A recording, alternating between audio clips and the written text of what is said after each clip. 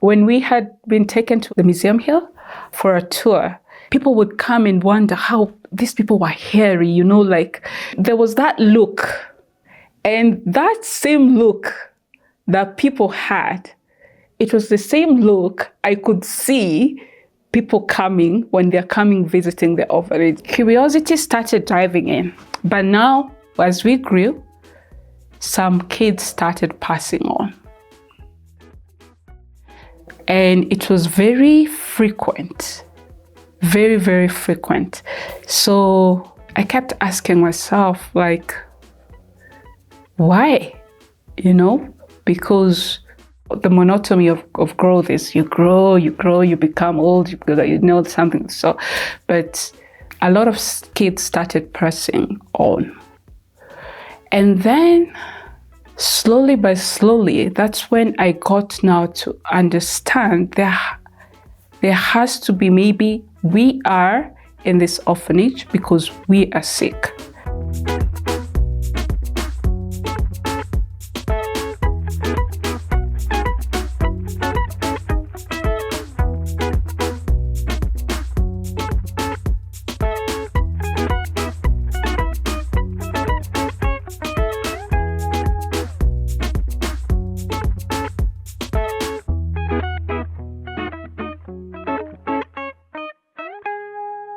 My name is Angeline Nambi, and I'm here to share my story in regards of how the impossible at times is possible if we'll only look at it in a different way. Having been born HIV positive, it was and it is at the moment also to some people very hard to believe that someone will be here going 36 years. Having passed through all that, being HIV positive, not being sure I can make it with my exams, not being sure that I will attend university, not being sure at times if I can get employment. But God has brought me to a place whereby He has manifested His goodness. In me being the founder of Light Up, an organization that empowers sustainable rural development in Africa, it makes me appreciate life more in regards of what God can do. Making beauty out of ashes. And me losing my mom and not really having a functional family that you can call the way other people would say. God made sure that He sent me angels who would take care of me in every situation, even within my family and even within the orphanage as well. But most importantly, people who I never knew were the people who God sent to structure my path to where I am at the moment. And that is just a testament of God works and a testament of God never sleeps nor slumbers. And He sees. He's a God who sees. And He's a God who provides. And He's a God who fights and vindicates for His people. So the greatness of God is something to marvel about. And we are living in a time and age where people are taking life as just something. We're taking it for granted. We have neglected the fact that each and every life has a purpose.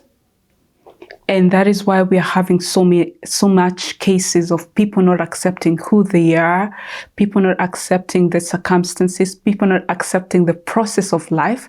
You just want things to happen the way other people's lives are happening, forgetting that you are unique in your own way. And it's you appreciating who you are that will impact your life, and it will also impact other people's lives. I have been talking to people about my life and trying to encourage them, also just visiting some institutions here and there. And when I saw other people sharing now in the bigger platform, because I also shared in my social media handles just to encourage someone, because like I mentioned, we are living in a dark kind of age and era where people are close-minded. People are like, if I don't get my life fixed the way I want it, it's an end zone for me. So what really kept me going is we really need to attribute the fact that our life is not our own. And there is goodness. There's goodness in the bad. There's goodness in the good. There's goodness in the amazing things that happen in life. But what counts is the goodness in there is that God is the goodness. So there's the God being the goodness in the bad. It gives you the encouragement to push forward. God giving you the goodness when you're in your joys and joyous moment. It gives you the elevation to know that it's not your own effort. It makes you humble enough to acknowledge the fact that I am experiencing this because God has been gracious to me. And God being the goodness in your amazing, it's giving you the goodness to realize that life is not just about you. It's also about how you impact others. So there are two reasons as to why we are here on earth. Two purposes. First purpose is to know God. And the other purpose is for us to make him known to others. I may not be a pastor in a platform or a podium or, going evangelizing, but how I carry myself, how I smile to the person, how I, start something like this. That's the purpose.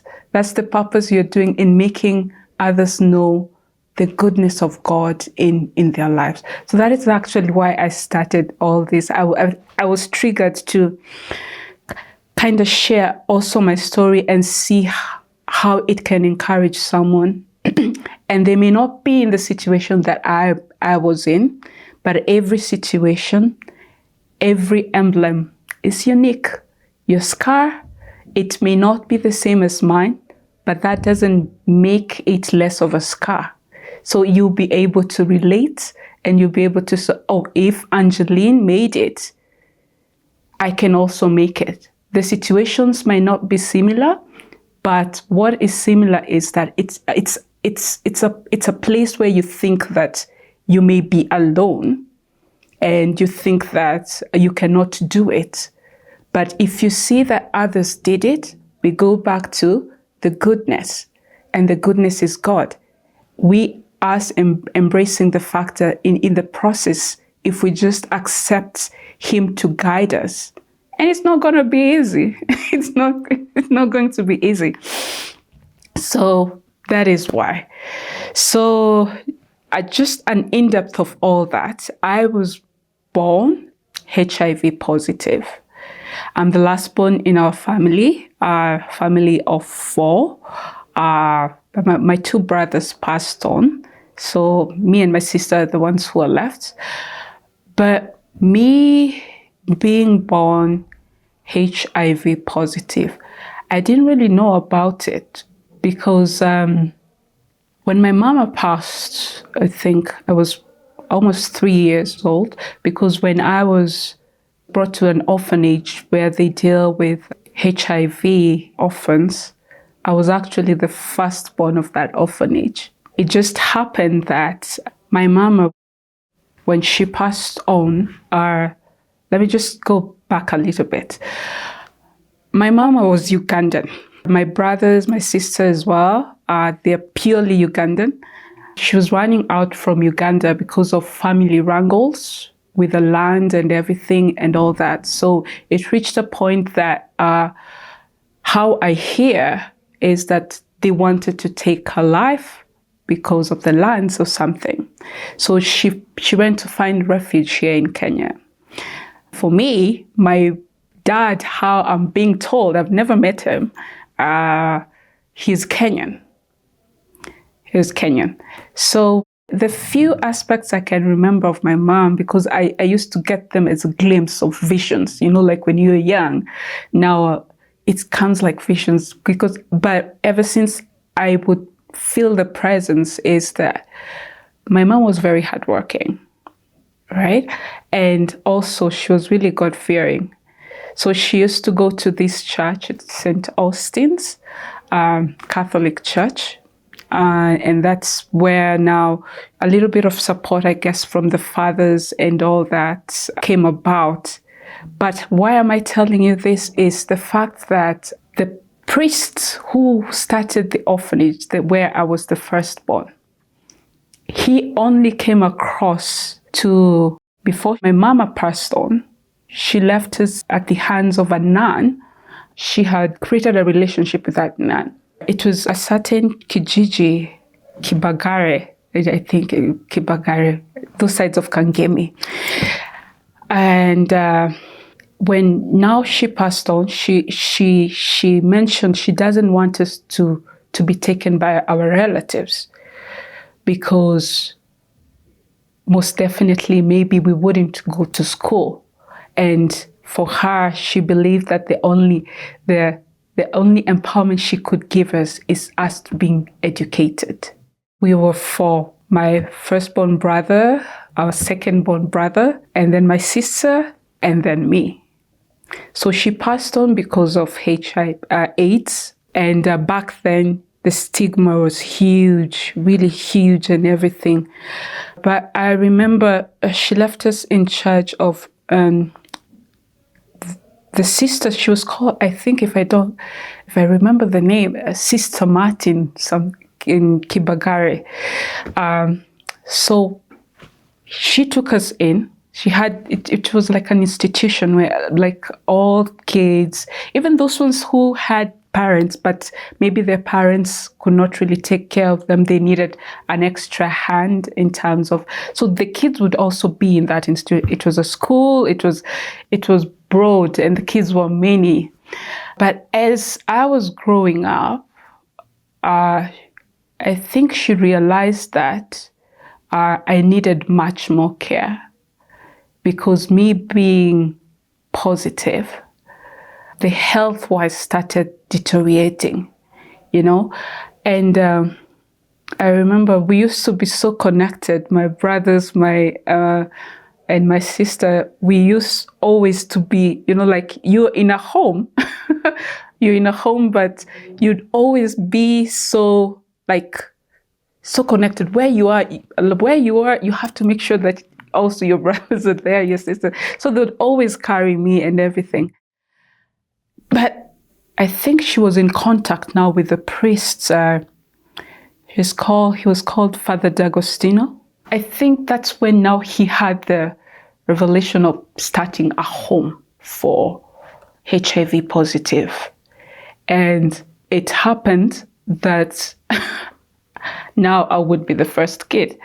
So I can't really tell how the system went, but now there's this time I remember my brothers, my sister, them being, they were in primary. So when that day, the sister was to take me now from the home, from now Kibagare home, now to this other priest, they were going for a trip, the school trip and everything. But the sister had called them and told them that I'm going to be taken away. And I remember my especially my our second born brother, I was so close to him. He was really reluctant because we are so used to being so together. He was reluctant because now you're wondering, now where are they going to take her? And if they take her, then what? And they went for the trip. I found myself in another environment. I think I was 4 years old. Yeah, I was 4 years. I went to this priest. It was in Westlands as well. And it was not really a home, I cannot call it, like the way you can think of an orphanage, like an orphanage, it was not the same case as the orphanage where we were at. There were no much kids. I was the only one. And it was like a way you can rent a house for, like you and your family. So the other two kids also came after. Other two kids also came. And that's now how this home started for HIV positive kids. And it was good because he was really he was amazing. He was a father figure that was there, as well as he was funny in his own way. He was a priest, but he was very jolly and very, what can I say? Like, the attention that we got, you could tell, is from his heart was there. That was his ministry in terms of taking care of us. As much as stigma was out there, because we didn't even know why why we're in an orphanage, because even as we grew up, we were like, we're in an orphanage because our parents died. But we didn't know the extent of it. Okay, so that's now how I got separated from my brothers and my sisters. So this orphanage grew, and he started taking in more and more kids. But the place we were in Westlands, it couldn't fit. So he made a correlation with other organization of missionaries because they had the bigger space and everything. So that's where we moved in. And we were called Nyumbani Children's Home. You've heard of it, right? Nyumbani Children's Home. But that other place we moved in, it was called Kotolengo. But before they splitted the names, it was called Nyumbani. So that is how we grew up, knowing we are part of the Nyumbani Children's Home and everything. And life was, it was fun. He was a very good priest, and the environment with kids, I cannot say we were an orphanage that was in a dire situation. The only dire situation we had, but we didn't realize it because we were kids, it was our health. So time passed on, and now like any institution or like any human beings, I think where there are partnerships and everything, there get to be also disagreements or something. So the priests who took me from the sister who my mom had left,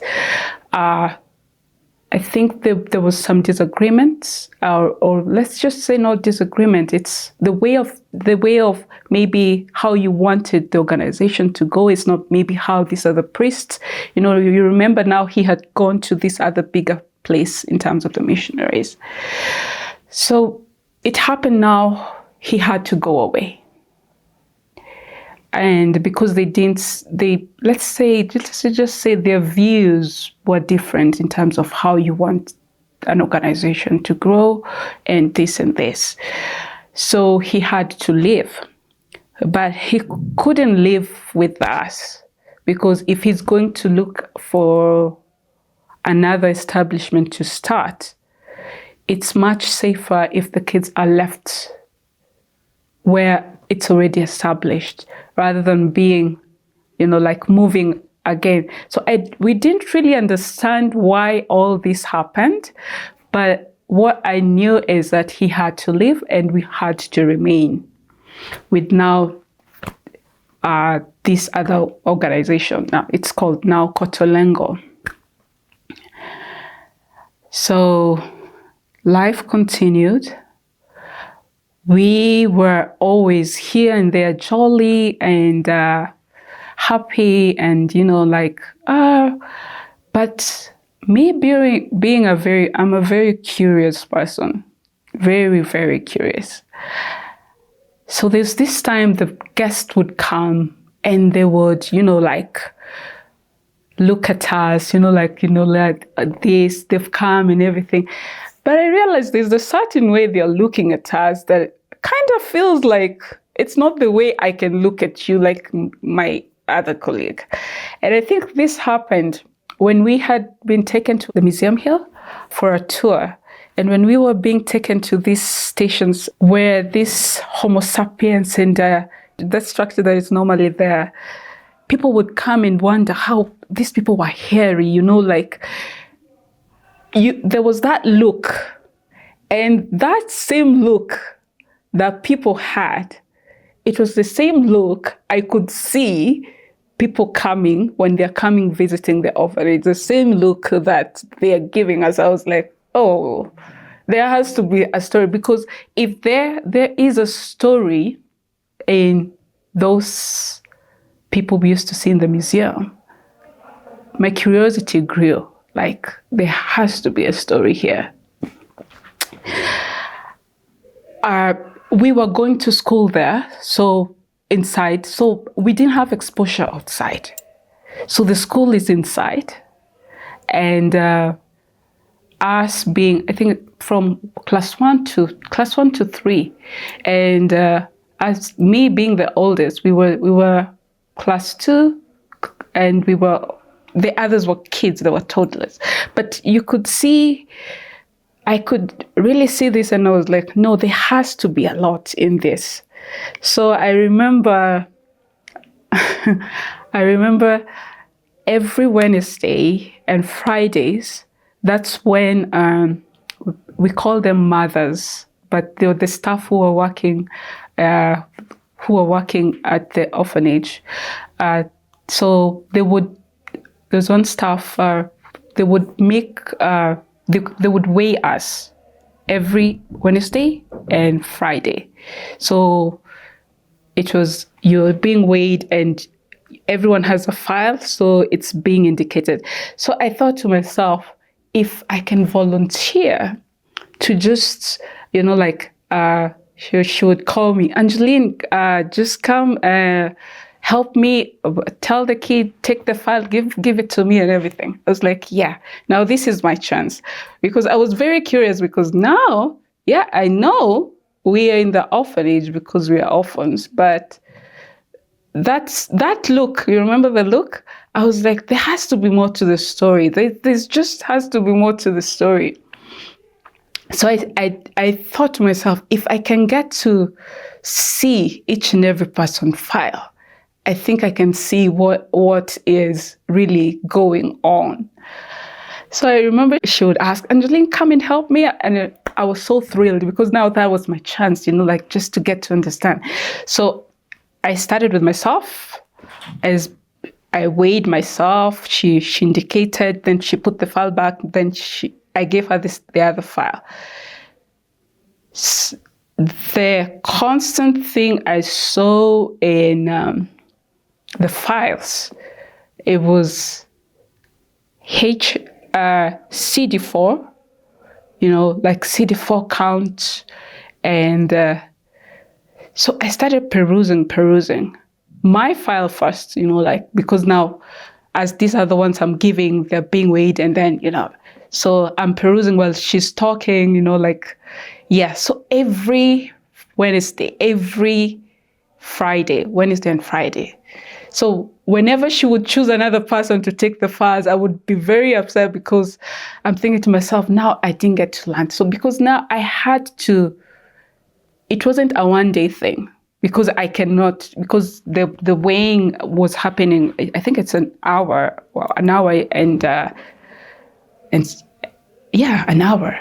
So I had to maximize and get just to understand what is the denominant, like what is the main factor? Because if I can tell hers, his, it can give me a sign as to why we are all here. There has to be a reason.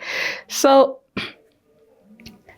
that's when I realized that when it comes to the CD4 count, also something to do with HIV, but I didn't really know what it is. And the staff wouldn't tell us, also the nuns wouldn't really tell us back then when we were quite young. So curiosity started driving in. But now, as we grew, some kids started passing on.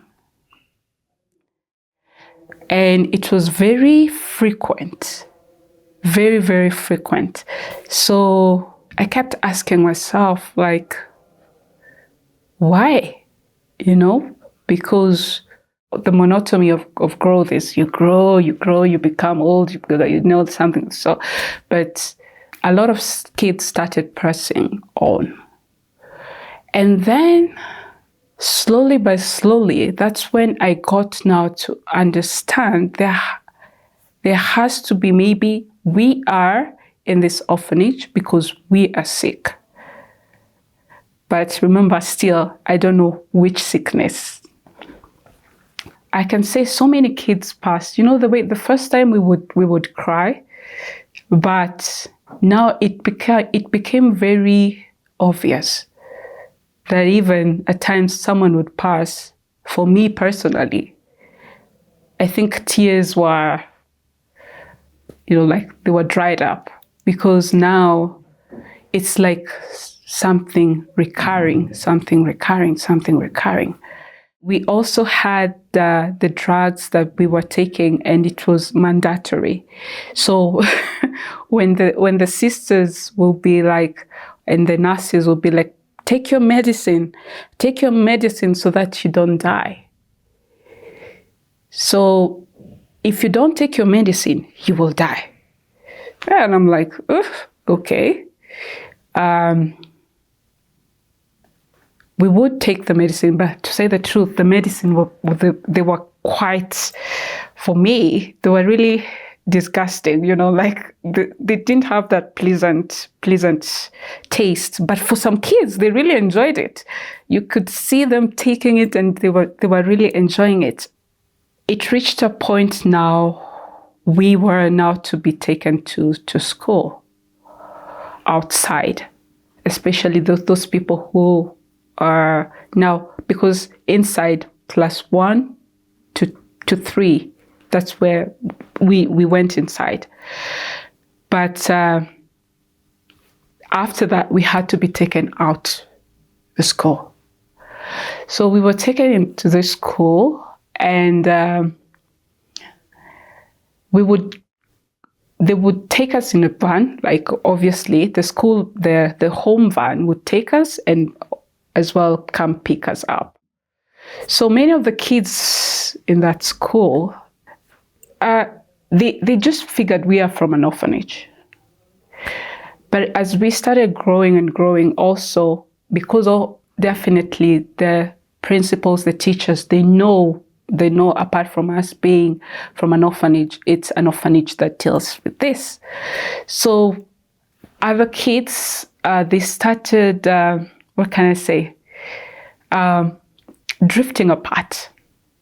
It's the way first we came, we could tell there was the embrace, but as we were growing, as we started going to upper classes, I think also the information became more aware to the rest of the people. As much as they didn't make it obvious, We could feel it. I remember there was this soap opera. It was called La Mujer de mi Vida. Everyone in school was talking about the final, it's actually going to its final stages. So me being the oldest, I remember I told that we have to see this thing. We just have to. So when the sisters had left, I put on the TV. Now the TV, because we used to watch cassettes. We never watched TV. So I put on the TV. So we were checking outside and seeing if the sister is coming. So there's someone who's checking if we will be caught seeing and all that. But remember, why were we checking this? It's because we wanted also to be part. When we go back to school on Monday, when the kids are talking about it, we also can share. We saw this, like this and this and this. So the sisters found us, and I being the oldest. Yes, Angeline, you're showing the kids movies that you're not supposed to see. So it went to the Father Superior in terms of like she's showing kids movies that they're not supposed to see.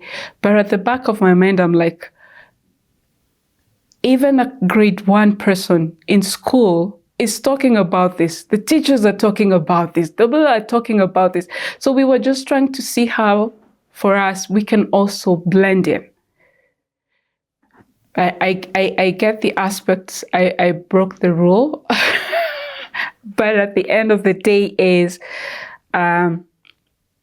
we had a story also to share with their other students. Now, this is the thing.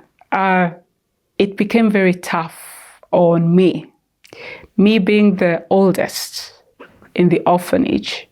And after the sisters, there's some sisters who came across. They were really understanding, but there's some sisters who came across.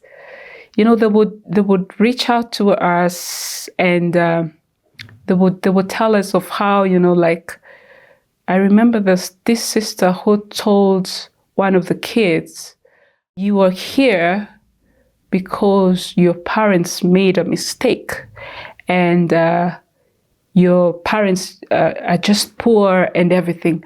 It really hit me. And I'm the kind of person like I react, not reacting because of just to prove a point. I also let you know that we are not just here because of that.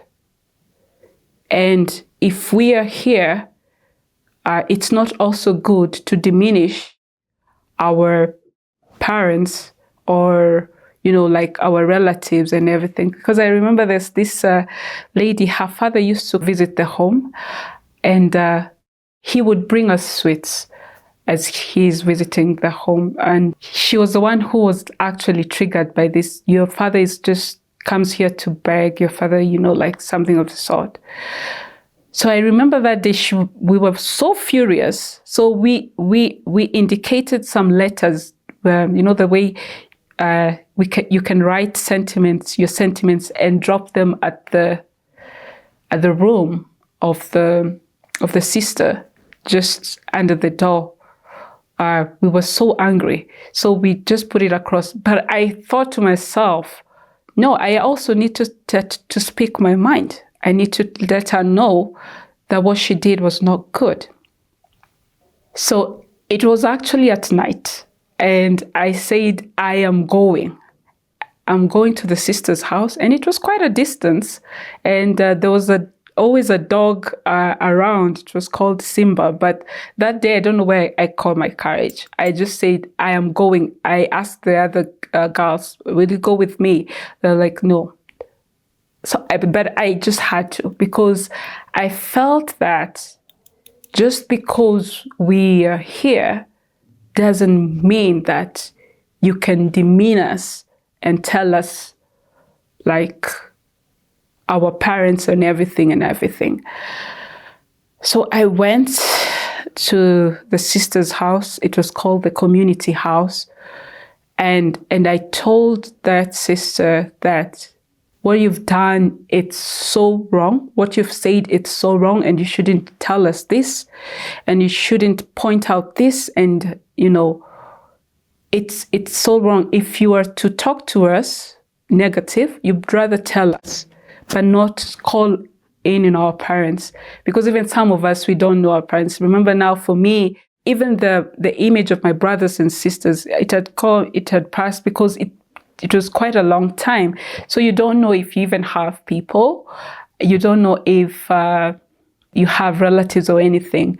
But even after I finished like this, I had a blow on my cheek, like a very big slap.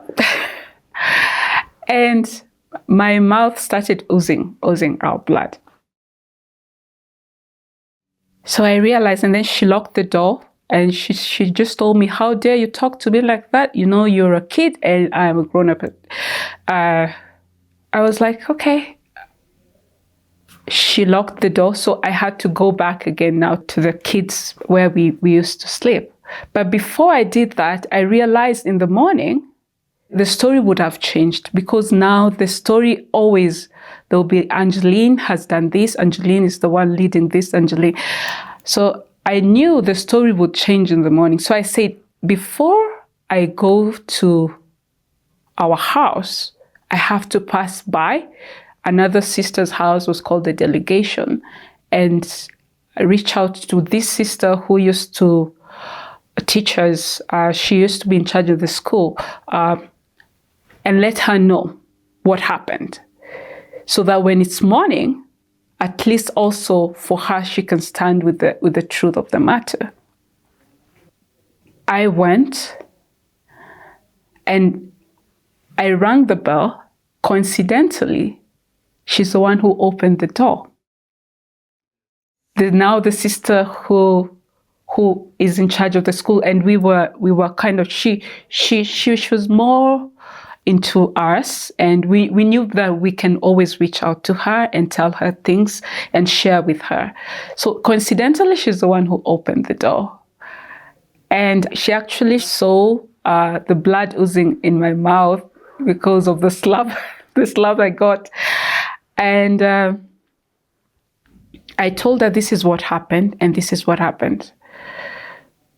She just told me, just go to sleep. At least you have told me. So in the morning, the story changed. And I reached out now to the sister, who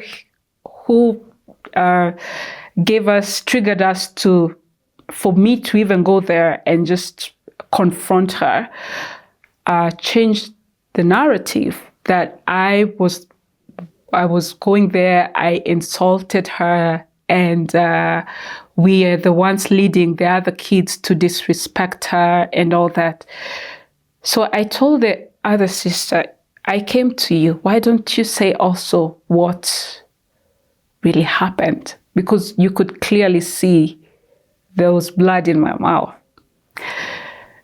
But there was this thing that later on we got to find out that whenever, I think it was more like we used to think to ourselves, are we the grown-ups or are they the grown-ups? Because you see the way that when one person is mad with you, they will make the others also feel like they're neglecting you. So that's what used to happen. So you find that even that sister could not speak up.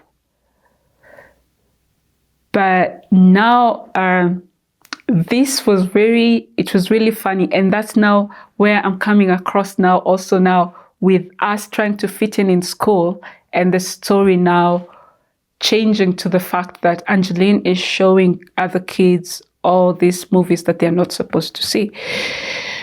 But at the back of my mind, I was like, I am okay with it, because at the end of the day, if it's a program that even the other kids are seeing outside, and it's something that we can as well like blend in and talk about just to fit in, because I'm telling you, you could tell this the way the other kids would relate with you, it was not how they used to back then.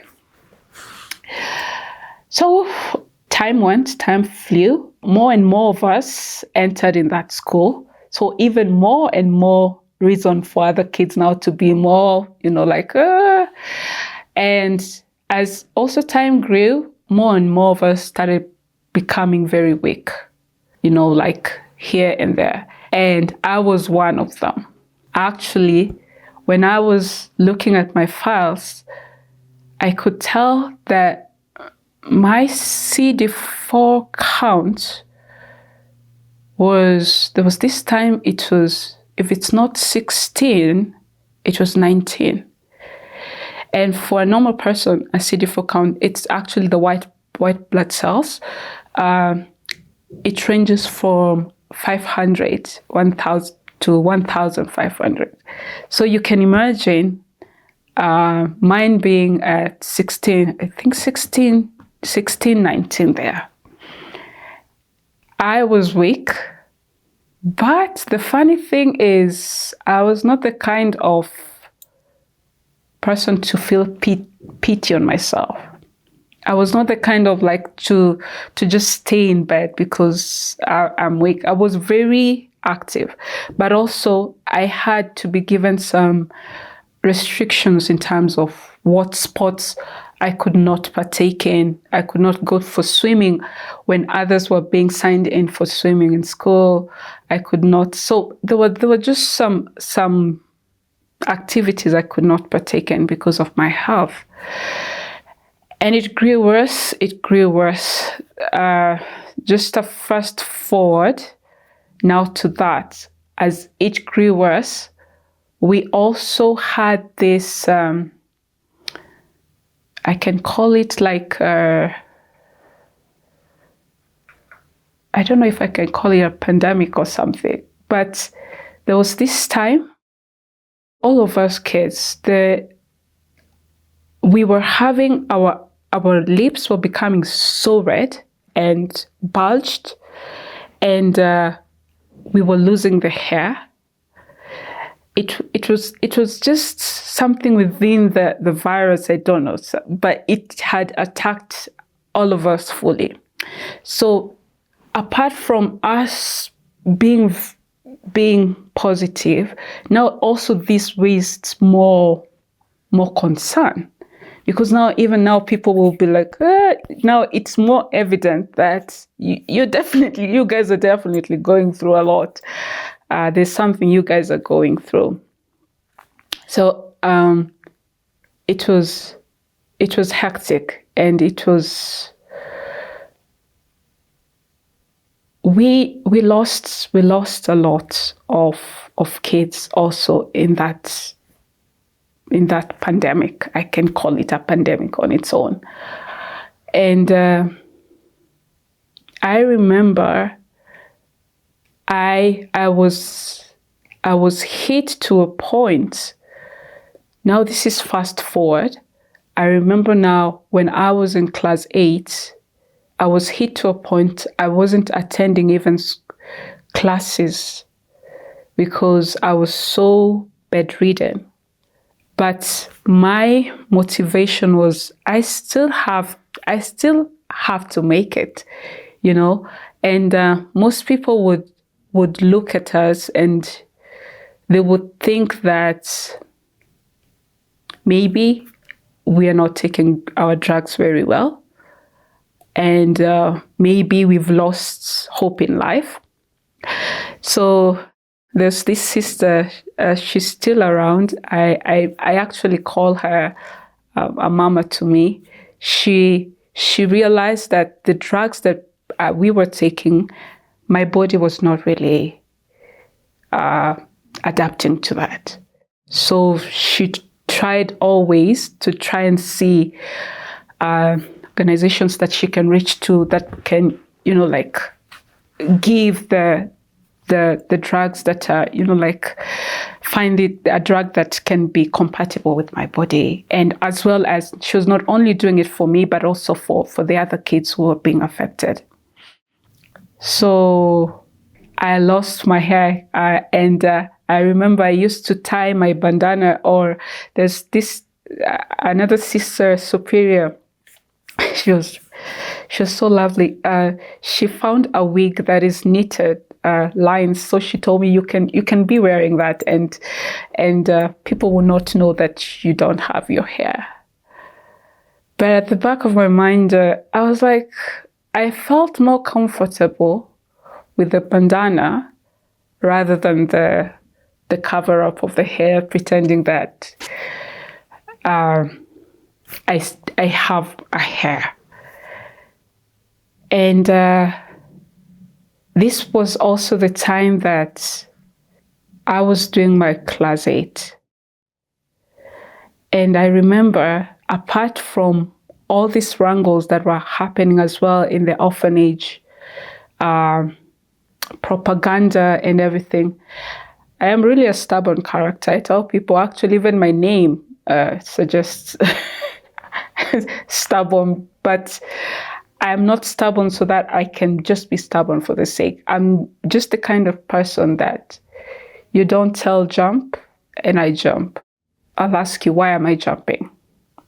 I have to know. I question. But most of the time, my questioning was brought out as being rude. You are rude, something of the sort. So I remember that time I was even separated from the other girls. And I was taken to another, it's the same house, but you're taken to a different section so that now you stop influencing these other girls. But for me, even at the back of my mind, I was joyful because at the end of the day, you will stop accusing me of what they do. When they do wrong, you say it's Angeline. When they do wrong, it's Angeline. But I guess that is just how it goes, even in a normal family. Like, the oldest person is the one who gets the blame for everything. So that time I was doing my KCPE. It was stressful, really stressful, because there are times even people thought I wouldn't make it. Even the doctors, they were like, she won't make it.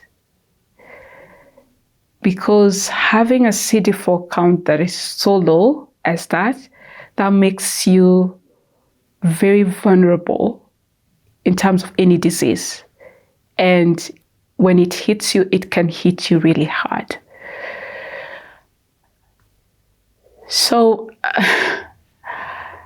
I developed a lot of sicknesses, but now let me just do a fast forward. When I was in class 8, my eyes were oozing discharge, like really like discharge in like it. They were so painful, and they were oozing discharge. So I remembered I went and told the nun, one of the nuns, the nun who was in charge of the health by then, my eyes are not doing well. I think I need to see an optician. And she was like, oh, no, yeah, you're just pretending. You're just pretending. You just want glasses. I was thinking to myself, how do I pretend I want glasses? My eyes, you can see, they're so red. They were always swollen, red in color. They kept telling me, no, they are red. I remember one of the sisters mentioned, oh no, you are actually taking drugs back in school. That is why you are involving yourself. I thought to myself, no, I have no one to count on here, because remember also my name had been tarnished. Like, Angeline is the rebellious one. Angeline is the naughty one. Angeline is the rude one, So I just thought to myself, there's no one I can tell that can believe that I'm really going through this. Even the fact that they can see. Because now when I really had peace is when my eyes were closed. I remember it was now 2 days to rehearsals. And I locked myself. I was actually studying in a corner, but every time I would try revising, I couldn't.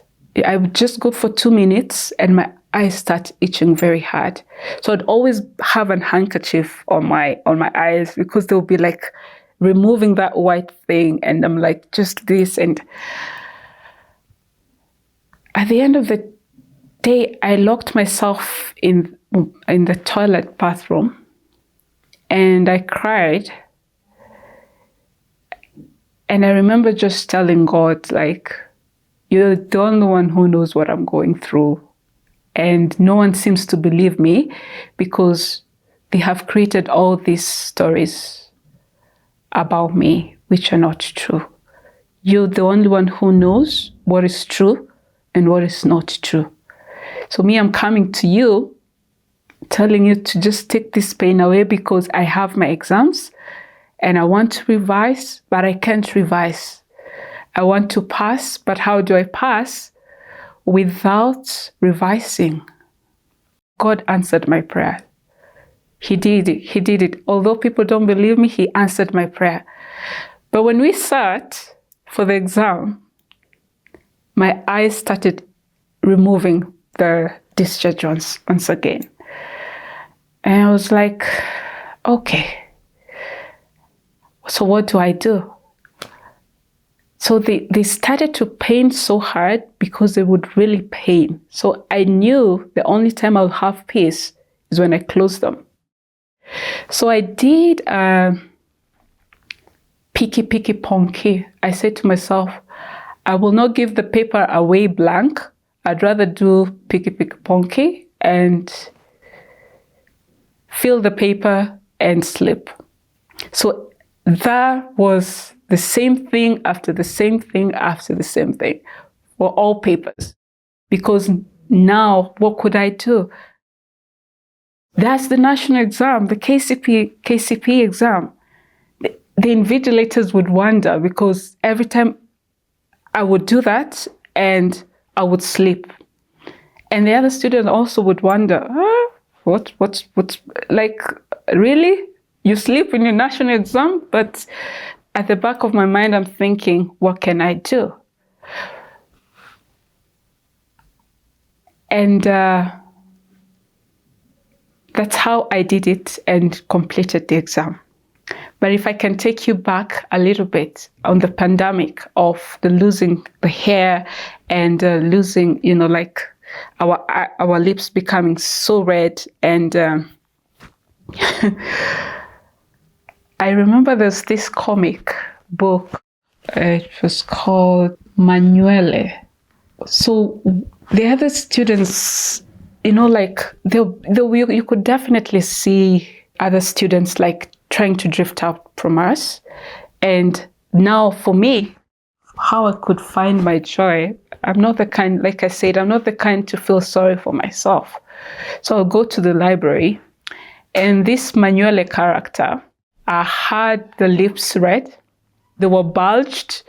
So I thought to myself, then there is a comic out of it. Let me look at it in a brighter picture and just get to relate to the manual. It was a Swahili comic book, the Manuale.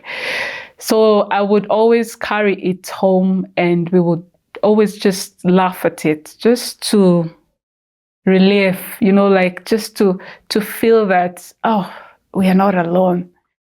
But now at the back of my mind, it always has been Angeline. So it reached a point I was like, push the other kids away. Whenever I would go somewhere, and they would just follow, just to follow, But I just tell them, just stay where you are and just let me be, because I just want to be on my own zone, because I don't want it to happen that you're being told, I'm always being told, I'm the one, anything you do, I'm the one influencing what you're doing. One of the superiors was really nice. I remember we used to feel, because even the staff, the sisters, now would go to an extra measure of wearing gloves, and I get it, because now they had to take caution because you don't know how it's spreading. Not the HIV. Now these are the thing that is coming in, us losing. It was a different infection. I don't know where it was coming from. So obviously the measures they had to take. But for us as kids, how we viewed it is, hey, they don't want to touch us. We kind of felt like outcasts. When this nun, this superior, I remember we were eating, it was on a Sunday, and we were eating chapati and dengu, and she asked one of the sisters to bring her a plate so that she can eat with us. So I remember that the other sister rushed in the store and was taking a plate out of the stall, but she told, no, I'll take from the same plates that they are having. We really felt so good. We felt that there's a person who is willing to sit at our level, to meet us at our level. She used the same spoons. Most of the people would not use the same spoon that we were using, the same plates. And she would go an extra mile, eat from my plate or another person's plate. And it really felt human. Let me just say that. Because it made us feel she's not afraid of maybe us infecting her. She's not afraid of the aspect that, it can be contagious, but she was able to meet us at where we are. So I was like, she was our favorite from that place. We were she is very, very good and very, not only understanding, but ready to meet us at the zone and showing us that what we have is not, it's not like it's a plague, So fast forward, now let's go back now to my KCPA. With all these incidents happening, and I'll tell you for sure, I wasn't really finding peace at the orphanage as well. But I felt that is still where I should be. The sisters now started finding each and every person's relative, just because they were like, no person is an island. So at the end of the day, it will reach a point in time that these kids need to know where they belong.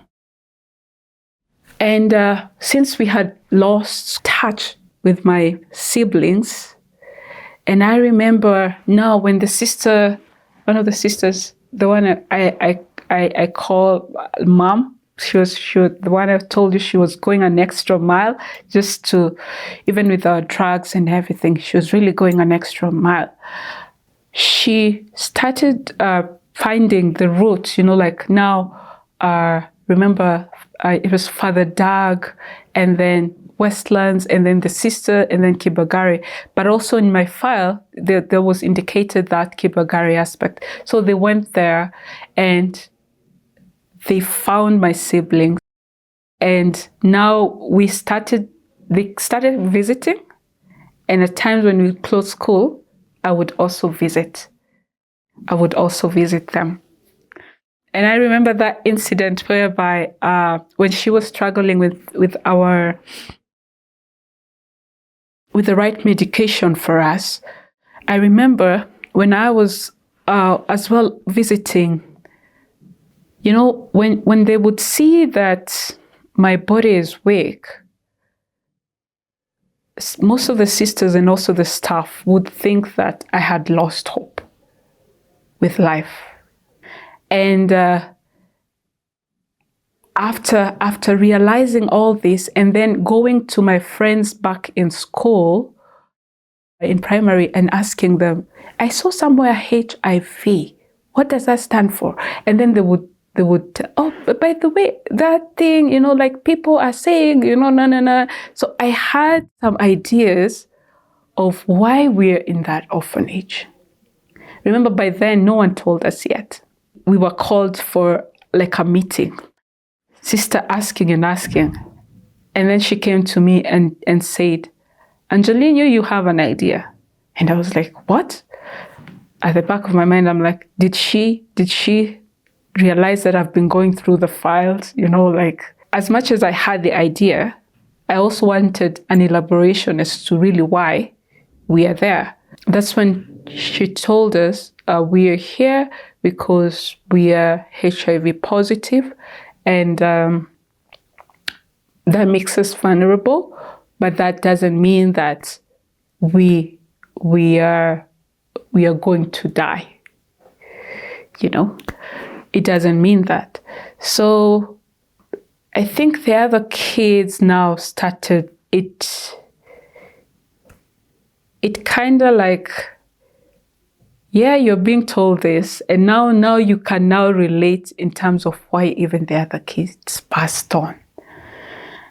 And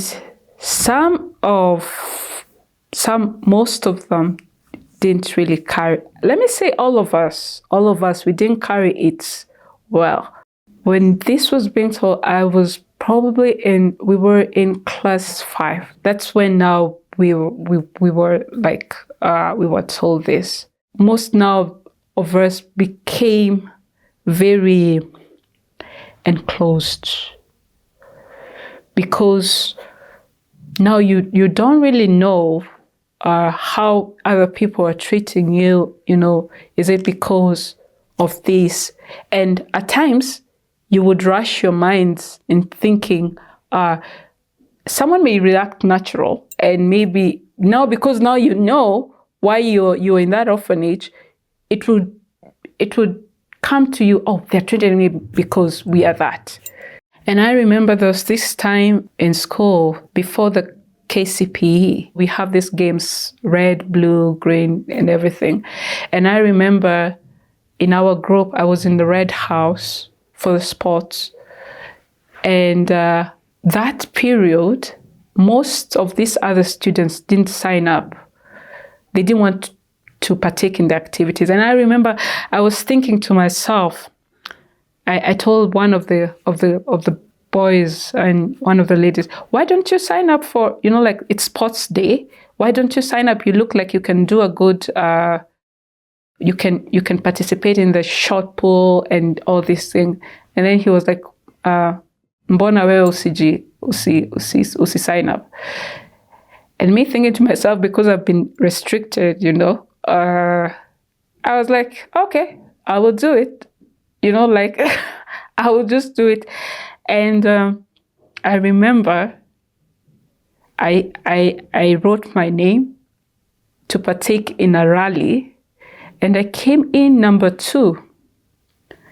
But let it not amuse you, I came in number 2, and that number 2 was actually the last, because the other houses didn't participate.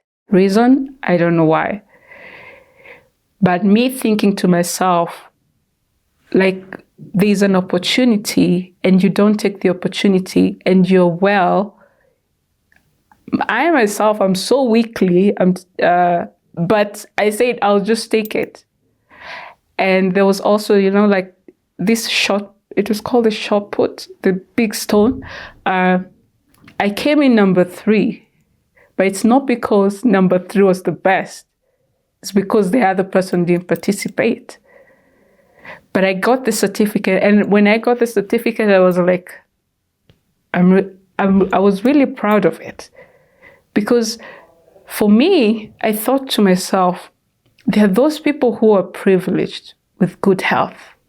You're privileged, but still, either you don't want to partake into something while you can, or maybe there's a reason as to why. And so back then we used to think it's because some of us were signed in to that. Like now, us being in the orphanage of HIV, and so there was that segregation. But to say the truth, I don't think that was majorly the reason as to why. I think it's just because, they didn't want to. They didn't want to partake in, or maybe they had their reasons. But for us now, that's how we viewed it. Like now, after being told this is why we're in the orphanage, so every time you'd see yourself enter into something and you see someone else withdrawing, you'll be like, oh, they withdrew because I took part in it. And the truth is that entirely that was not the case. But also our mindset was kind of like zoned in that area, when now you hear people telling, like people who are like this, even if you touch them, you cannot touch them, yeah. But it grew intensely to the fact that now we started trying to see how can we really fit, because we cannot force ourselves to fit, because we have this thing that's making us to be parted. And to say the truth, I think even most students didn't really dive into that much in terms of the segregation. But those who did made us feel a little bit off. But you could now see that even our attitude would be, if anything is done, it's done because we are this. But later on, I came to understand that's not entirely true. It's because now we were told that this is why we're here, and we had all these notions of how people treat people who are like this. Now we thought every time someone would, like get off, they will be like, oh, it's because I'm here. Now they will just get off. So we thought to ourselves, now this is the reason. And it led to a point that now we became very, how can I say? I can say we became very, like enclosed. Because now you're thinking the world out there does not partake this thing as people that you should be. And that is how the world was. But that doesn't mean that you should now fit to what people say. But that's what I came to realize later. So first forward, let me go back to my KCPA. Crying to God, my eyes and everything. And being told, you're pretending. You've started taking drugs, and this is why your eyes are red. You've started taking alcohol. Oh my God, I didn't even know how alcohol looks. So I was like, okay. I cried to God. I just told him, I don't know what to do. I don't know who will believe me, but you know the truth. And no one here seems to believe me, because the sister in charge of the medication sector, she's the only one who can take me to the optician. But if she says I'm pretending, there's nothing another person can do, because that's her docket. And I finished the exam, and I thought to myself, even God didn't hear me out, because I cried to him, and I thought he would take my pain away so that I can revise and I can be able to do the exam. But when they say God works in mysterious ways, he really does. Now the results were out. Everyone was curious. What has Angeline got? For me, at the back of my mind, I was like, don't even bother. I know what I did. I just did picky ponky. So I wasn't even curious in terms of what I got. I knew I had failed because for me, I did a blind game. Like it's A, B, C, D. That is what I did for all the exams. So they were all curious. Angeline, you're not curious? You're not sending, texting so that you can get your result? I was not really concerned about that. So the sister who was in charge of our place, she went to the school to get the results. So she came and she's so joyous. You've passed. I'm like, what are you talking about? You got a B+.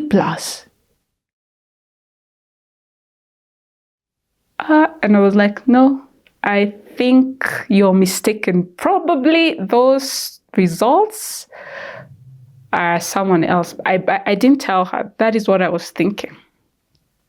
Because I knew what I did. And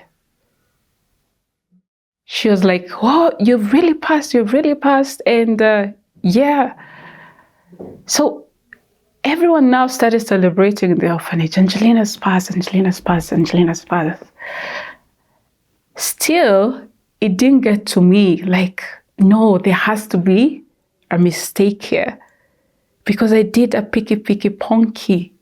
And naturally, that would be a fail. That would be a definite, if an F, if not an E. They did a party for me, and it's funny because I found it very, I found it very ironical because you are doing a party for me, and I had told you guys I was going through my eyes and everything, and no one believed me. And now, years back, that's when I thought to myself, the way God says he will make a banquet for you in front of your enemies. That's how I perceived it back later. Because when they say this, they still celebrated me. And actually, I cannot say that all the nuns were bad. No, it was just the selective few who would make the environment look very toxic. And I remember when they were signing me up to go to secondary, I thought to myself, okay, I have passed. Now, just a little bit back. Now, when my results were out, now they got to take me to the optician. And the optician mentioned to the sister who took me there, if you didn't bring her sooner, she would have gone blind. And now I was given the glasses. Now it was identified I had an allergy with the direct sunlight and the dust. So I was given glasses as well, and I was given eardrops. But at the back of my mind, I sat down and I remember the prayer I prayed in the bathroom. And I just said to myself, God has manifested himself to me this way. That's now when I realized that, back then I would go through a lot, because now I thought, all this pressure, I don't have anyone I can talk to. The only person I can talk to, even the sisters who are kind of free with us, you would feel maybe at times they are free with you, and then at times when it's also toxic, so on their side, they get back, So I thought when my results were out, I knew for a fact I have a God who listens to me. I have a God who's fighting for me. Because for sure, and I tell people, I didn't do that exam. God did that exam for me. Because I could not see. Not because, I could see, but I would only get peace when my eyes are closed. So we go to high school. I get signed up to high school. I'm still, my health is still very, very critical, but it's improving day by day. I really hated it when it had to take me to be bedridden. So most of the time, even when I was so weak, I would just still try and see how I can just be outdoors. So at the end of the day, I thought to myself, let me just be me. Let me just be me. And you remember now the enclosed me that I felt in the orphanage? I just said, I'll just be me here.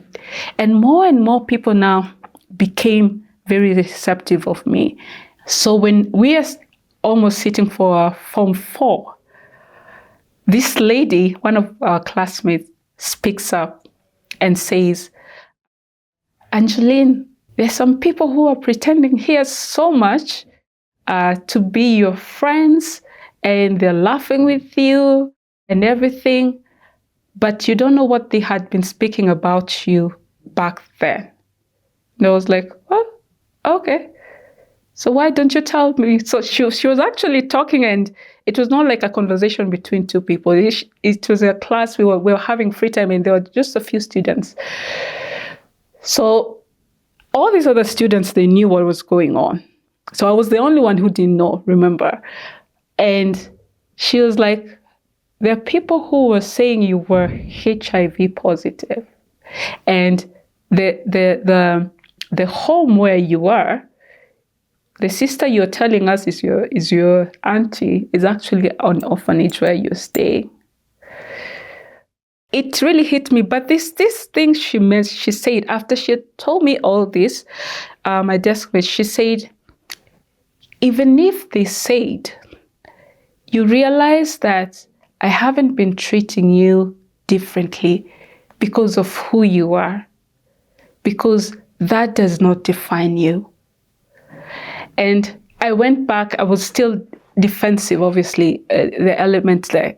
I didn't want them to think that I'm still HIV positive. I wanted them to know, like, I'm not.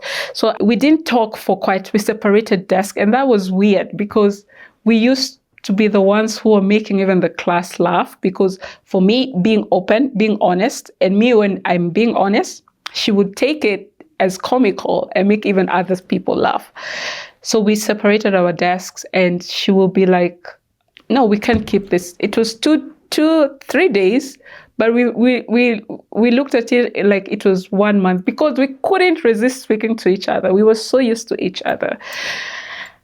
So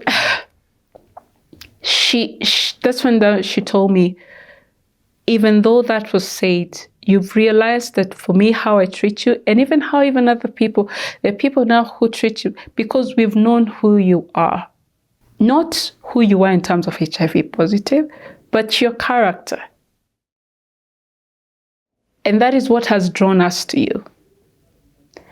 So those sentiments she said, they really hit me in a positive way, that I should stop all this putting a story so that I can fit in. Remember, I had said to myself, I'll just be me. And that is what they embraced.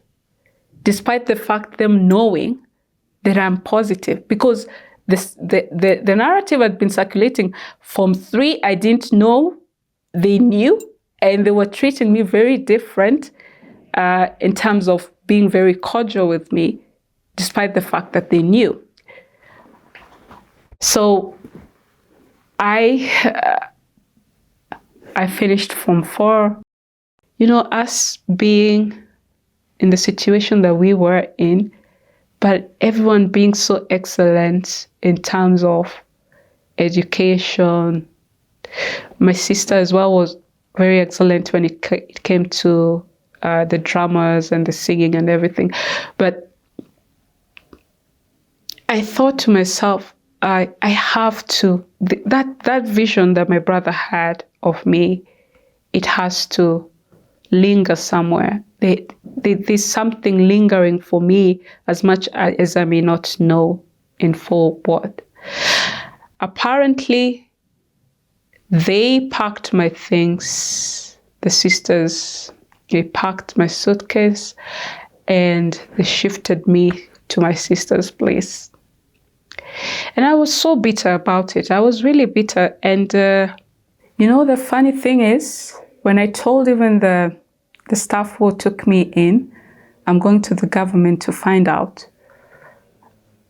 I remember she asked me, even if you go, they cannot make you go back to the orphanage.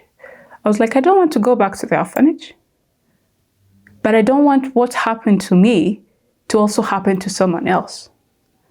If at all, they have to make us aware. Why then take me to school if you tell me again you won't be supporting me with my schooling when it reaches a point? So what was the point? So either stop building our hopes up and then let it crash down. Just let us know that this is what we are going to get, and don't promise us things that you cannot deliver. So I was directed to a children's office. I think it was in State House Road. And remember, all this time I'm walking. And I don't know, I'm not very conversant with the roads, because remember, we were enclosed, right? But what thing I've always known, just because I don't know doesn't make me stupid. I can ask someone. I remember I went, and the lady who was there, she told me the person who deals with this is not around. And I was like, okay, when is she coming? She told me, it's going to take a while. I told her, I'm not leaving this office until someone, hears me out. Then she told me to narrate the story to her. I told her, and then she was like, okay. She repeated the same thing. You know, even if the government is to do all this and consider all this, first you have to go to something like a lawyer, a court or something. Do you have a lawyer? I told her I'll be my own lawyer. Anyway, what do they require? It's just these big words they normally use that at times don't make sense, but I'll just use my words. She kind of like laughed about it, because I was, at times I think about it, I laugh and I'm thinking, what was I thinking, I was very confident, but I think also I was determined to find what I am aimed for in life and not just settle because people can just come and tell you, no, this is not going to go through. And you're like, okay, they said I won't go, it can go through, so I'll just settle to what I was beyond that. And I remember telling her, you will leave me in this office. So because she was I think she was the assistant secretary there. She was like, I cannot leave you in this office. And I told her, I have nowhere to go. Literally, I have nowhere to go. So the person who's housing me, they can only house me for one day. I have nowhere to go. So I want the government to give me a solution to this. So she was like, okay, I can take you in. I was looking for a lady who can stay with my with my son, just I think very small boy, and you can stay with me and you be taken care of him. I said, okay. So I went back to that lady. I just told her, okay, so it will be like, I told her, you'll be paying me for, yes, she said, I'll be paying you. So I said, it's okay. So I killed two birds with one stone. I have somewhere to stay because you'll be housing me. And also I can get some little bit of income as I'm figuring out all this thing, you know, like, and how I'm going to go to university. And I remember I went back to the lady staff to just pick my things and tell her the next day I found somewhere to stay. Unbeknownst to me, the lady called, the lady from the office, the one that I was now to go and take care of the boy. She was actually the sister to my by then my sister's boyfriend. So she was leaving her son with the brother, now my sister's boyfriend and her brother. She was leaving the son. So that evening she told the brother, now I won't be leaving my son with you. I've gotten someone. So I think she was narrating to him who it is, and then she mentioned she's called Angeline, and he was a little bit curious. Angeline who? And she told him the whole name and also the backstory, and then he was like, I know her. And she called me that night, and then she told me, but do you know this and this person? I was like, yeah. How do you know? I like, yeah, because he used to come with my sister at the orphanage to visit. I'm like, yeah, I know. He's involved with my sister, so I know him. And like, she was like, he is my brother. And I was like, okay. So I remember I told her on the phone, this doesn't change the fact that I'm coming to stay with you and to work with you. Because I didn't want actually to go back to my sister because we had frictions here and there. And I really love my sister, but there are times we just don't get along. It's just a relationship. At times there are things we don't see eye to eye, you know. She was like, yeah, you can still come.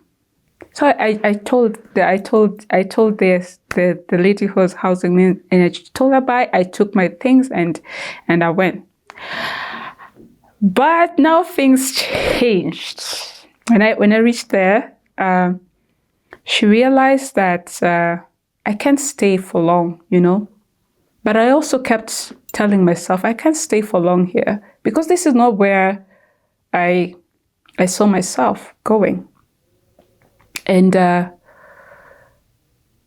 I remember there was this guy who owned a shop around there, and he was like, when you talk, you sound very learned. I'm like, okay, how do learned people talk, you know? And then I told him my story, and then he was like, no, you have to go to university. You just have to go to university. And he asked me, by the way, what's your story? And then I told him how orphanage, blah, blah, blah. And then he mentioned something. What if you contact the person, you remember that orphanage you started with? The person who was in charge, Father D'Agostino? I told him, he died. He died, unfortunately. But he was like, but there was someone who maybe knew him and knew you, right? I said, yeah, maybe. And then I remember there was this guy who was working also in that orphanage, but went with Father Doug when Father Doug left. And he told me, I have a cyber. Just go to my cyber. I'll pay for it. Just Google the name. If you need credit to call, you can use my phone. And this is a shopkeeper that I've just met and he's very, like engaging to just see me move forward. So he started giving me fare to come to this other orphanage, now the Nyumbani, not now Kotolengo, now the Nyumbani, to meet this person so that we can see how I can go to university. Fast forward, my name appeared in the newspaper of the students, like the way like Mo University would call the students, you've passed, we are calling you, and they will print out the names of all the students that they're sponsoring, government sponsored. So it appeared there. Funny thing, the personnel from Nyumbani, he's actually a very good friend. He called me and she was like, Angeline, your name has appeared in paper. You've been called to Mo University. And then I was like, oh yeah. I wasn't really excited because I was thinking, okay, yeah, so I've been called. Who's going to support me? Yeah, the government sponsors, but not entirely. They won't sponsor you entirely. So I'm like, and by then now, I had returned to my sister's place.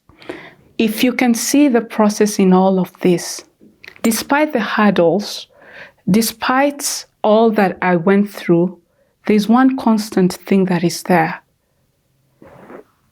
I always come out through. It may not be the way I wanted it, but there's a way that God works. For me to go to the office of the person that my sister, to be housed with a person that is a sister to, all that process, like it's how magnifying God is. And you see, the funny thing is, I was to go to that place for a reason as well. But I guess this will be for another story, because also I'm doing a book, and I think when I've published it already, it's going to be another story. But I remember when now I was called for university, and then the gentleman from the other home, Nyumbani, called me and told me, just go. What we know, you don't know tomorrow. Just, I'll help you with the transport. Just go pick the papers. You've been called, pick the papers, come fill, we will fill, we'll try and figure out things, and God will provide. So I remember I boarded up our Easy Coach. And the funny thing now, let me do a fast forward. I got admitted, my scholarship was approved by HELP. He also, the guy from Nyumbani, he tried, because now he couldn't help me with finances of Nyumbani because I'm out of that system of Nyumbani, as much as I'm also the firstborn of Nyumbani and well as for Kotolengo, but he couldn't help me with that. So what he used to do is either from his own pocket or ask other people outside to help me, because he couldn't put me back in the system of Nyumbani. And when I'm telling you, it was for a reason for me even to go to that lady, the one I met at Kianda office, the one who housed me for a little bit, for me to meet that shopkeeper, for him to guide me to that. I met her niece during that process. Her niece used to stay in Eldoret. And she used to come to visit because she was trying to see how she can sign up in one of the universities here in Nairobi. So we became close friends with the niece. Unbeknownst, when I was going to university, I was taking myself. This is a place that I don't know. No one is taking me. I'm going by myself. So I was even I was thinking to myself, when I reach, how do I go? How do I sign up? How do I everything? So I boarded Easy Coach, and I let the gentleman from Nyumbani know that I've already boarded. And when I put the phone down, my phone rang. And it was that niece who I met, the niece for the lady, calling me, hi, catching up. And then I told her, actually, I'm just in a bus going to Eldoret. And then she was like, where in Eldoret? I didn't know they were staying in Eldoret, actually, by then. But I told her, in Eldoret, I'm going to Moi University. And then she was like, where will you stay? Because you're going at night. Where will you stay? And how are you going to... I told her, I don't know. She was like, we stay in Eldoret. So when you arrive, don't stay there. You call us, you'll be staying here. And she went even to the extent to speak to her mom. So whenever they helped me that day to sign in, you know, the way you can carry all your things. And I signed in, and every time we had a break, they were like, when you have a break, you come here, you stay with us. And then now I'm thinking all about this, and I'm thinking, wow, God has a way of working. I was not going to go there to that lady to work.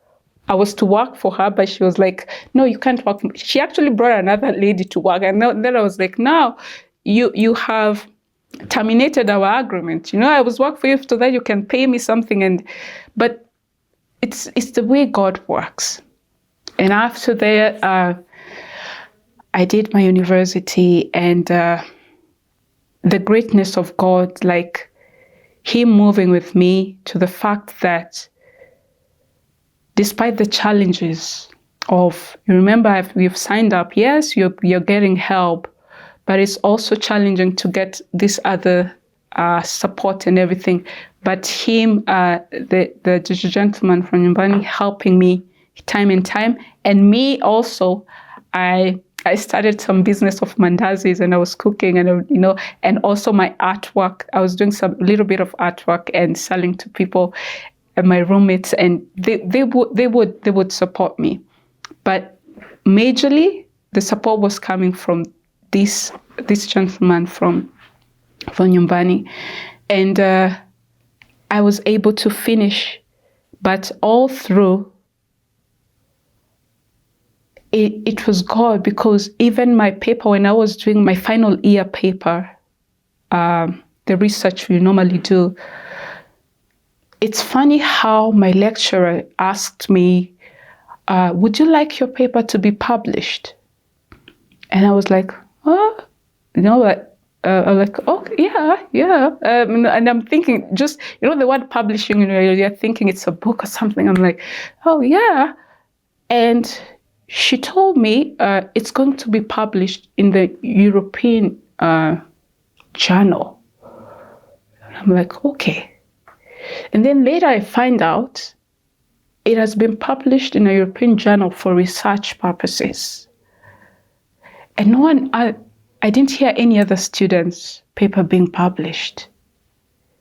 And it's funny that I didn't know that I would go to university. Remember how I was struggling to see myself to university?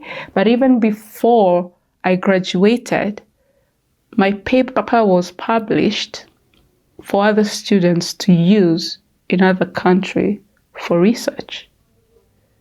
So it's amazing how God works.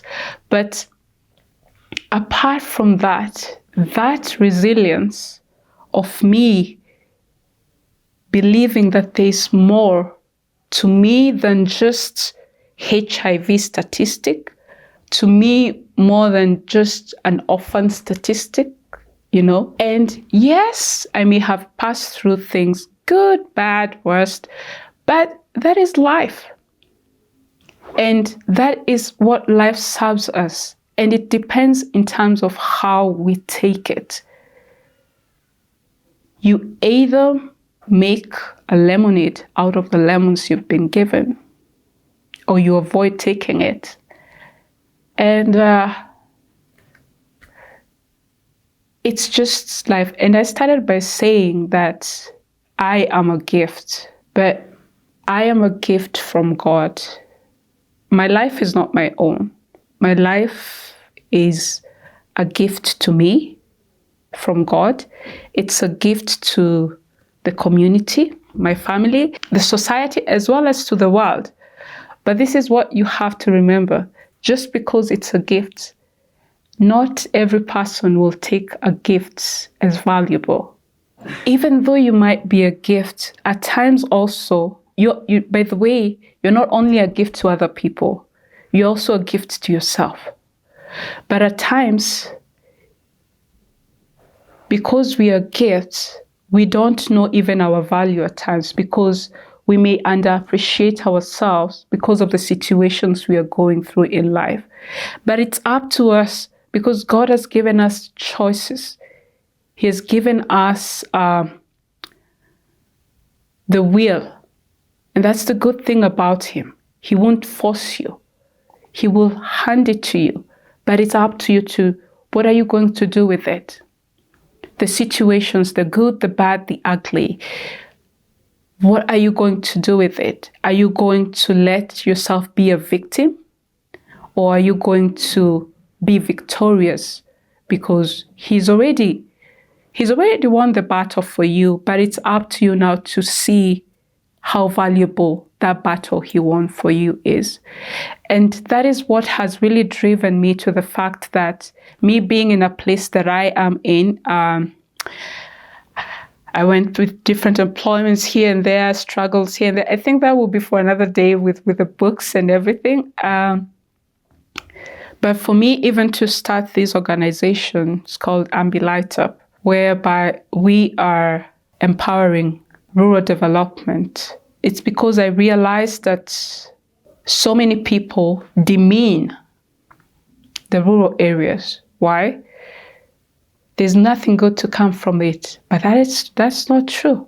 All the resources are coming from there to the urban areas or to other areas. But they're coming out from there. But it's funny how they are the ones actually who are suffering more. And that is where the source is. So I thought to myself, and we are not a charity, we are actually a business consultant, whereby we use a model called the MSD model, blended in with business development skills. I realized only if those people, even in the rural areas, are given a chance, they can be something great. And that will eliminate all these things that we are hearing, unemployment in the urban areas, because we've become so saturated in the urban area. We've left what is a gem, seeking the greener pastures, in quotes, because at the end of the day, there are not going to be jobs if all the products that were coming from the rural areas are not coming from there anymore. The cotton, the pyrethrum, like all those resources that we used to have. Nothing. So I thought to myself, I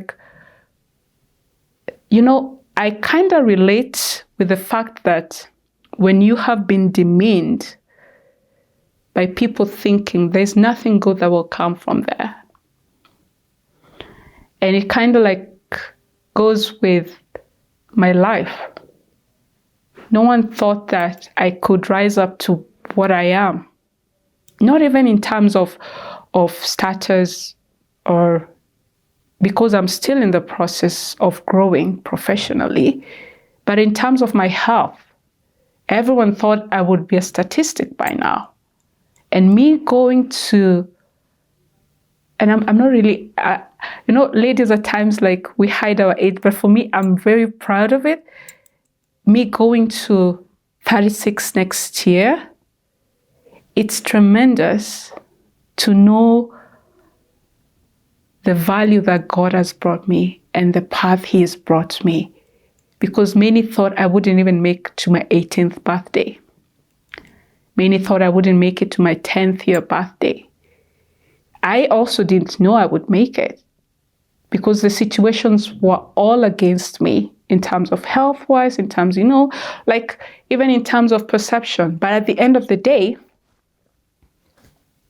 God has been gracious.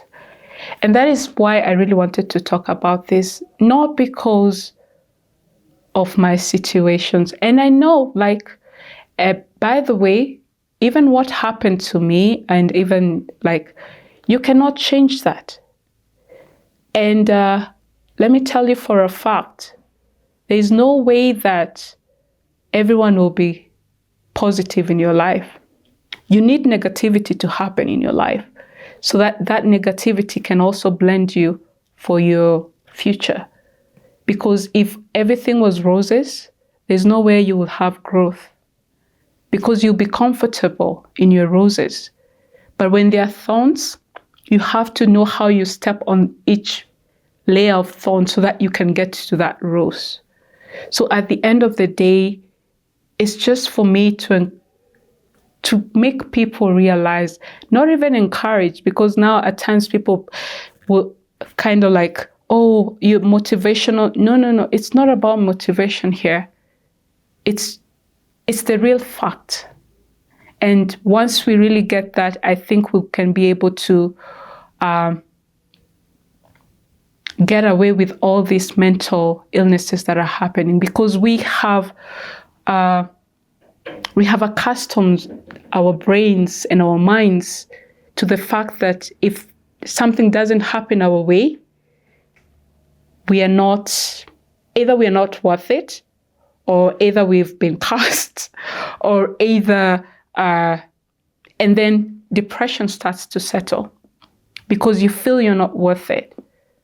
But what I can say is, you, only you, because the worthiness in you is there. Because when God created you, when He had a purpose for you, that made you worthy.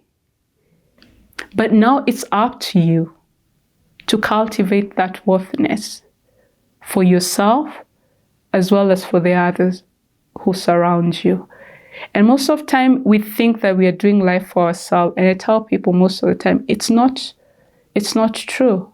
Actually, what you do, and that's why you should strive to do things and do it no matter how impossible it looks, because it's not only for you. Even the people who are looking around you are being impacted in one way or the other. You might not know, but you're impacting lives with how you change the trajectory of your thinking in the element of thinking the way that you're supposed to. You're the child of God. So at the end of the day, I tell people, you are a supernatural being, just having a human experience.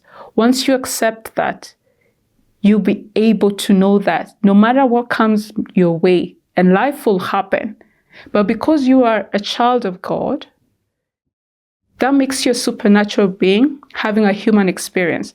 Now, let's just make it clear, it's not a human being having a supernatural experience. That would make you limited, because at the end of the day, and that is where we are fighting the battle, like, I want to do things on my own accord, on my own power, but you cannot. Once you realize that your life is God's, your life is a gift, your life is purposeful, and the purpose is to know Him and to make Him known in whatever way you do your life. You don't have to be a pastor in a pulpit to do it. You don't have to be a priest or a nun or something. But how you live your life, how you carry yourself, how you live up to what He has created you to be. And how do you know that? He says it, like, my plans for you are for good. Plans to prosper you and plans to give you hope. And so at the end of the day is, let me live to what I'm called to live and not to what I imagine to be. And that is what has driven me to this point.